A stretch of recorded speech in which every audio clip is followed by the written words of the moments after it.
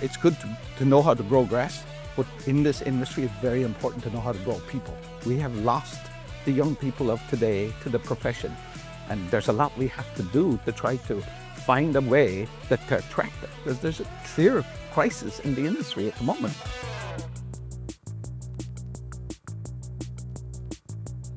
Mike O'Keefe, welcome to Changing the Business of Golf. Mike, in this series, I ask our guests to talk about 3 things that they would do to change the business of golf for the better. But let's first find out a little bit about you and your backstory. You're from Ireland, you moved to the Netherlands, and then have spent a good chunk of your life in the United States with the Ohio State program. But tell us about your early years. What were you doing before you came into the golf industry? Well, I was like a lot of young people today. I took an internship over in the Netherlands in veg production. I went back to Ireland. I got a job. I was happy. Everything was great, but I got bored. And I was like, there's got to be more to life than this. I was 21 years old, and I found an ad in the paper from the young farmers in England, and I actually came on the very program I manage now at Ohio State. And I did veg production, growing tomatoes for Heinz. But during that time, I went up to school at Ohio State, and I became friendly with the man that ran the exchange program, Mike Chrisman. I would go in his office, ask him questions, learn about it, and he eventually asked me to come in and work in the office because I had a very good picture of young people, and he liked how I handled things with young people. So I started working in the office at Ohio State, and it was really a short-term thing, but it turned into a long-term thing, you know. So tell us, what is the Ohio State program? What is it that you do? The program, Ohio State's a very big university, 70,000 students, and they do a lot of international work. And to do good international, you got to do exchanges. We want to send out Americans overseas. To do that, you have to bring it in. So it's a true reciprocal exchange program. So we basically have a small program. We bring about 450 to 500 young people a year into the States in all areas of agriculture and horticulture. And we seek out these young people overseas to come here solely for training. They don't go to school at Ohio State. They come in for practical experience on what you would call in the UK apprenticeships. And that's what we do here is we bring them in. Now, we work with the State Department to get them the proper visas to make sure they get into proper training sites in agriculture and horticulture. And we covered the whole United States. I mean, we have kids out in Hawaii and Connecticut, and we really cover, we have wineries, we have farms, we have pig operations, golf courses. So it's a very good program, and it's got a very good reputation because we're very careful who we work with in that sense. So. And in terms of golf, you said to me earlier, which made me chuckle, you said, I don't grow turf grass, I grow people. And that's what you do in the golf industry, isn't it? You're bringing young people from all over the world to come to the United States to work at some of the very, very best golf courses and help them develop as individuals. Yes, and the important thing about it is that when I say that in growing people, they begin to then realize that it's good to know how to grow grass, but in this industry, it's very important to know how to grow people. And it's the first contact they may have about how you manage people, how you deal with pressure, how you deal with mental health, how you deal with all the things that go with growing that grass. And they learn that while they're on the program, you know, teamwork. I stress teamwork. I stress all kinds of things that will make them successful in regard to marketing, you know, opening up your Instagram account and putting a portfolio together, that kind of thing. Last night, you heard us talking about networking, how important that is. So that's what we're really doing is we grow people. And we were at a reception last night for the students who are currently here in San Diego for the GCSAA conference. And speaking to those young people were some of the graduates of the program, if you like, including Lara Arias, who went on the program, went on to work at Le Golf National in Paris, worked on the Ryder Cup, and then became the superintendent at Marco Simone for the Ryder Cup. And she's just one of many, many success stories that the program has delivered. Yes, absolutely. And she's a great example to them because those young people were sitting in those chairs last night not knowing what they were going to do. And you see somebody like that as an example and where she went. And if you remember, she said she learned 2 languages. So we're trying to get these young people to realize that they have to be flexible. They have to be willing to change with the times and know that there's people out there that have gone before them that have done this. It's not easy. I mean, nobody said it's easy, but if we can show them examples like Laura, it's fantastic. And it's something that Syngenta has been supporting, I think, for 30 years. It's very well established. It's a very, very successful program. We really like the relationship that we have with Syngenta because they recognized a long time ago that these young people are going to be future customers. And a funny story, there was a Syngenta guy down in northern Queensland, and he was asked for a tour of a golf course, and the young man gave him a tour. And the young man started asking him, when are you going to bring Primo to Australia? And he looked at him, he said, Primo's not licensed in Australia. We can't give it to you. He goes, where did you hear about it? He said, I was on a program in America. And he was like, let me guess, Mike O'Keefe. He goes, yes, sir. So they're out there more educated about your products. And that's what we're trying to dovetail in, is getting, we're not trying to sell product, but we're making them more educated. What's involved, what's here, what's used here. Maybe this doesn't work here. So that's what we're really trying to do with that relationship with Syngenta, is make them more educated buyers. Mike, your first change for the business of golf is to bring more young people into the turfgrass profession. Why is that so important? Well, I mean, let's face it, they're the future of the industry. I mean, if we don't start educating them early and going out and be more aggressive about trying to find these young people, because there's a clear crisis in the industry at the moment. How big a challenge is that? It's huge. It's huge, because it would be easy if it was just in England. If there was a shortage in England, it's worldwide. You go into New Zealand, I travel the world.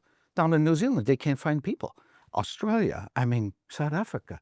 So it's good in a way that everybody's in the same boat. We have lost the young people of today to the profession.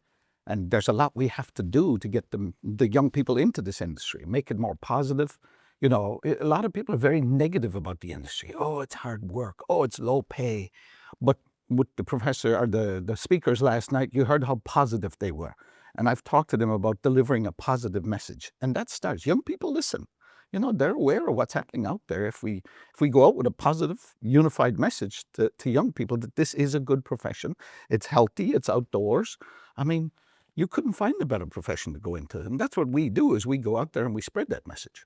So there are positive messages, but there are also strategic challenges which the industry faces. And if you look at some of the demographics, we've got an aging population, we've got a declining young workforce, and young workers who are increasingly better educated and perhaps more options open to them. So we're in a competitive position trying to get skilled young people. So we need to do a better job of selling the role. But yes. What are the solutions, do you think? What can golf course businesses do to attract those young people into the industry? Well, the first thing is the associations, the Association of Turfgrass Professionals in Ireland, the BIGA in England, the FEGA in Europe, the GCSAA. All of these associations are doing more. They have the best relationships I've ever seen in 30 or 40 years. They're getting together, they're sharing ideas, marketing, and trying to get the word out there across the industry. Going and recognizing that it's no good sitting back and expecting these young people to come to you. Going into high schools, bringing them out to golf courses, talking about the environmental aspect of the course and how environmentally friendly we're trying to be. And doing that, bringing a 10-year-old out and letting them rake a bunker. Starting that kind of thing is what has to be. We have to do more of that. And it doesn't cost a lot to get a busload of kids out to a golf course for an afternoon, and you don't see the immediate impact of it. It's convincing the administrators to do that.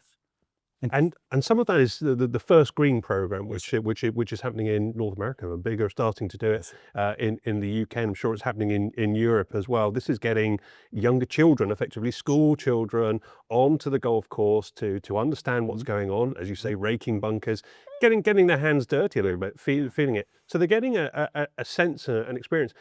I wonder if we understand the motivations of young people. We're giving them that experience, but what is it that young people are looking for? Among your students on the program, what are their motivations to become a superintendent, would you say? Well, it's funny that you say that. A lot of the young people today are very tech savvy, and they're interested in the robotics. There was a seminar yesterday that was sold out completely. Young people today love that because it dovetails in with what they have. They're all on their phones. They're all tech savvy. So we have to find a hook somewhere to get them more interested in doing this kind of thing. And if we have to go that route, that will help them realize that the industry is very, very tech savvy and it's moving that direction. So we have to try to find a way to attract them. It's not the traditional way, So we have to be open and innovative in what we're doing. And there's something there about changing the perception of the role and the industry. Is it, do you think, perceived as manual labor? Do we need to do a better job of selling the profession? We do. And honestly, that's exactly where we will do that, with talking to them about how much more technically advanced the industry is. I mean, it's all you go through now, and you have sprayers that are amazing technology. You have GPS systems.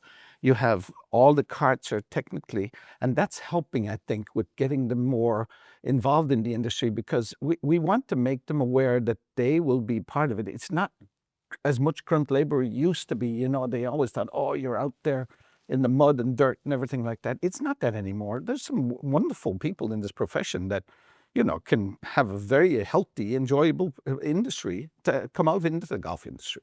Let me ask you about wages, the money question, because one superintendent of a very well-known private club in the US was speaking to me yesterday, host PGA Tour events, they've hosted majors, but he was saying, you know, when he was at the stage the interns are at the moment, Yes. you know, his friends were off doing it, different things, holidays, things that he couldn't afford. He happened to be very, very determined, and that's what he wanted to do. Yeah. But to attract young people and to retain them in the industry and to get them into the technology that you're talking about, is there just a simple fact that we've got to pay better when it comes to turf professionals? It's not just the pay, it's the entire package. You've got to respect these young people are different. You know, we're all old graybeards. And I mean, that chap was older as well. And this is a problem I face because I'm around so many young people. I'm more flexible, and I'm more realizing that you can throw the money in front of them. It's not just the money that will motivate them. You've got to do more than the money. You've got to do things like getting them to go to tournaments. You want to grow them as people. And I mean, I joke and say that I'm a glorified babysitter. Well, you know what? If I have to be called a babysitter, I will, because we go out of our way to try to go to them saying, what do you want to do? Would you like to go and do a tournament? We do stuff very, you know, offering things to them above and beyond their job. The wages, granted, they, in fairness, here in the States, the wages are going up. And they are going up in the UK. I see it, I know it. And it's not going to always just jump up to be. And that's becoming a challenge now as well when you're paying so much. There's a danger with that as well. The expectation is that much higher as well. So, but I'm saying it's not just the wages you have to do. You have to consider the person. And the young person today, if you focus on their mental health, and saying, look, do you need time off? Maybe, you know, and realize that, as the old guy said, you know, you're going to try to see different things and different ways to motivate them. So I don't believe that wages are the answer. The world is changing. We're seeing more multi-course operators. There's, you know, consolidation, growth in that area. But there's also a lot of still family-owned, you know, single-owned golf courses. And whilst these initiatives at the industry level are great, what is it that a smaller, independently owned golf course can do, to come back to your point, to recruit more young people into turf? That's exactly the point I was making earlier, is that they need to stand back and find a little niche that they wouldn't cost them anything, and put out a little notice to a local school to get some young kids in. That doesn't cost anything. They can do their own version of the first green program. They can. Yeah. I mean, and they can see it. It's out there for them. They're starting to adapt the first tee in Australia as well. But a smaller golf course in not a big market or whatever can do little things, and realizing if they do try to hire some young person to say, well, if you come in to work with us, we're going to send you to a tournament for a week. How much is it costing them? Not a lot. And they're building that young person's resume, their CV, and you're doing that thing. I'm very conscious of the regular golf course because I play at a public golf course in Columbus, Ohio, and nobody knows my name in there. But it's nice to go in and see them doing little things like that and trying to help young people. So it's not all about the big guys. You know, you can do things at the smaller courses, but it's stepping back and realizing young people today need more than just paying them the money. And I think that's an important point, to think of those people as well. Mike, your second change for the business of golf is to give your turf team education and experience. And we were speaking a moment ago about independent golf courses, perhaps a family-owned business, sending a young person off to a tournament as a volunteer to get some experience. Why is that so important? What does that do for the individual? What does it do for the business? This all dovetails into the old school thinking of, I grew up the hard way. I mean, I didn't get any of that benefit myself, so why should I give that to you? That's the changing paradigm, that we have to do more. And you motivate young people when you unselfishly try to add value to their CV. And that's a lot of what we do, is try to add value, unsolicited value. Well, we're going to get you to go to a meeting. We're going to get you to do this. And I think these young people today, they don't always thank you for it. But as you do it, it builds their mindset psychologically that they've gone and they're sending me here and they're doing that. And that's where we've got to think outside the box. It's needed today if we're going to continue to raise the bar, the quality, and if we're going to try and find good young people, you've got to do more than what we did in the old days. Just give me some examples of perhaps, interns that go off and do that, and what impact or what effect it has on their careers. Well, in my program, I pretty much insist that all of the young people go and get to volunteer. For example, I've got 2 young people over at Desert Mountain, and the supers over there, they didn't know how to go about doing it. They didn't have the connections, and I got in touch with the people at Riviera. I had them lined up to go to Riviera. The tournament got canceled. And then I had to call the men at Riviera and say, would you mind putting them on the list for Torrey Pines? And they're going to do it. The 2 boys are bouncing off the walls. One of them was from South Africa. The other one's from England. And they've never been to a tournament before. You can tell they're going to go to work with a lot more positivity after getting to go do something like this. Now, it's a sacrifice for the club. They're going to lose them for 5 or 6 days, but they'll come back and they'll be bouncing. And that works really well mentally and physically for them to come back with some new energy, and they network and they get ideas. I mean, you learn something every time when you go do something like that. So it can create loyalty, perhaps, Yes. because that's a question for the club, isn't it? I'm going to send, this great young person off. They're going to go and get some great experience. Is there a risk I'm going to lose them, though? Are they going to go? Are their eyes going to be turned by that experience and go somewhere bigger and better, perhaps? There is always that risk, but today we have got to be willing to take that risk, because you get a reputation of being gracious and doing stuff like that. Other clubs notice, oh, they sent 2 guys over to Riviera. Oh, they did that. Oh, wow. Well, why are we not doing that? Raising the bar is what it is, and that's what helps. You're going to have that element of risk involved, but if they see you doing this for them, there's an element of loyalty involved, and it's a great marketing tool as well. I always say to the club, and they were new to doing it, I said, these will be your 2 best ambassadors now. Because they brag. I hear them bragging about, they sent me over to do a tournament for a week. I got a whole bunch of swag. And you see that? That's the best sales job you can have. We've spoken before, and you've talked about it's all very well doing this, sending young people off to volunteer, to get experience, but there's a right way of doing it, and it can also there can be a wrong way of doing it as well. Tell me what you mean by that. Well, I mean, in sending them off like that to do this, we're trying to make sure that it's a benefit to the young person. We're trying to say that it's a benefit to the club as well. But if you don't organize it in the right way and sell it in the right way at the beginning, I have a superintendent, you may know him, Scott Furlong. Before the young people even join his club doing an internship, he starts telling them about, I'm going to send you to a tournament. And already he's sold them, and he's won them over. I mean, some people don't always believe in sending people to tournaments, and I wish they were more open about doing that. But if you have a good structure in your program and if you market it properly, it's a huge benefit for your recruitment purposes in that sense. So they use this as a marketing tool, is what they do. And if they do it right, it's fantastic. And what you seem to be, my observation of what you do, you seem to be very good at understanding the individuals and putting them into the right opportunities. It's not just a question of throwing them away No. to anywhere. No. And people often ask me about that, but I don't know the answer to that, honestly. It's 35 years of doing this. You must look at their backgrounds. You must look at where they came from. You must look at their socioeconomic background. You must look at what their future is. I'm very conscious of what their future is going to be. Are you from South Africa? Well, I'm going to put you into some cool season grass, but you'll go to warm season because that could be your future. So I take so many factors in my mind before I place somebody. And I don't always tell them all the secrets of why I do things. For example, I put a young man from Ireland and a young man from Scotland together down in Miami. I found out what football clubs they supported back in Scotland and Ireland. They're the two best friends now. So you're looking, and remember what I did at Ohio State was human psychology, not greenkeeping. So there's an element of human psychology in this, and you've got to look at, and you're making friends for life. I mean, these guys, they stay friends. This program, these guys stay in touch. I love to see it when there's an English guy and an Australian and somebody else, and they get together. And that's the psychology of the business. It's very, very complex. So if I was a superintendent or a club manager watching this or listening to this and thinking, well, we've not done that before, but I've got a great young person in the team, I really want to kind of bring them up through the ranks.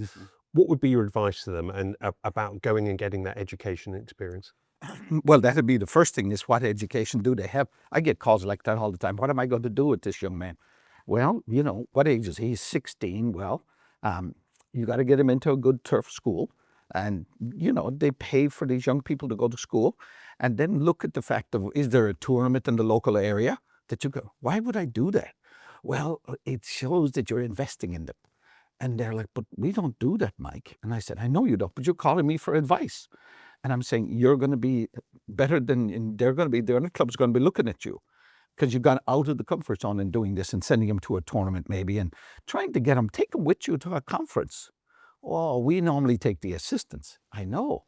Bring the young men with you and mentor them and showing them what you're doing at the show, who you meet with, introduce them to a general manager. And it's the ones that really are willing to be flexible and adapt that are really the ones who are going to be successful. Mike, your third change for the business of golf is embracing next generation technology.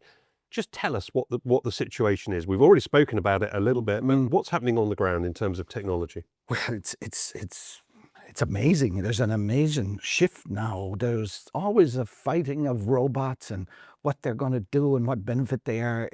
There's a lot of believers out there, and people are moving quickly to realize we need this kind of technology. But what it's doing is causing the question of, are we going to have jobs later? And I mean, they're all asking me that. How are we going to have jobs? The function of our program is to get the young person who's willing to adapt quickly to this technology. And the young people today, if they don't go out in the world and do what we're trying to achieve for them, bring them overseas, put them into uncomfortable situations, and realizing that I have to learn to adapt and accept the fact that this technology is coming down the pike. And it is coming. And I see it now.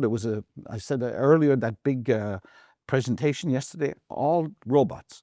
And this is not to be afraid of it, is to embrace it, is what I'm saying to them. I'm saying, listen, get in there, find out which ones are good, start to get the data, start to get the technology. So don't run from it, embrace it and get on with it as quickly as possible. Because they're just the tip of the iceberg. There's other stuff coming. You heard about the GS3 ball from the USGA. It's got a chip in it, it's going to measure all this data. Well, these young people, with all their techie stuff that they have and all their phones, should be able to embrace this quickly. And that's what we're trying to do in our program, is to expose them to this as much as possible, make them aware of it, and then get them out there in the industry. So they go back to their general manager and saying, I think we need to embrace this. It will save us time. It'll save us money. We're not going to let anybody go. We can focus our staff in other areas, and we can do a better job in others where attention to detail from the human is needed. So I'm excited about it. So the young people that you're talking about, that the industry needs, that we need to attract into the industry, they're actually potentially the best placed people to be able to drive this change. Exactly. And they're at the best time. I mean, let's face it, the golf industry is booming. I mean, it's at a definite level, but so they need to realize that they're in the best position possible.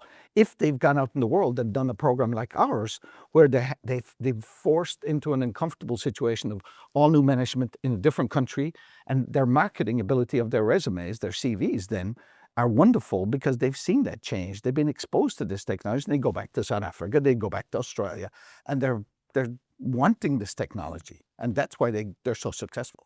Any stories about your interns, any individuals who are really making a difference in that area, or who've gone on to make a difference at clubs and courses?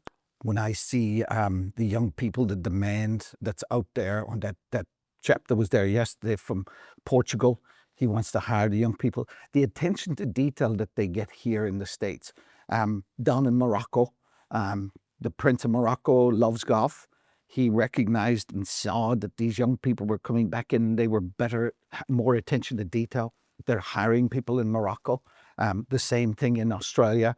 I mean, I got in trouble because a chap advertised and said, I want somebody who's been on the Ohio program. He put it in an advert. There was uproar about it. I didn't know the man. So I'm seeing that demand for these young people because they need that help today, that willingness to adapt to new technology. And clubs are saying, we want them to come in and help us. And that's what superintendents are saying. I mean, you said something to me previously. You talked about every day being a new technology day. And is that how clubs are thinking?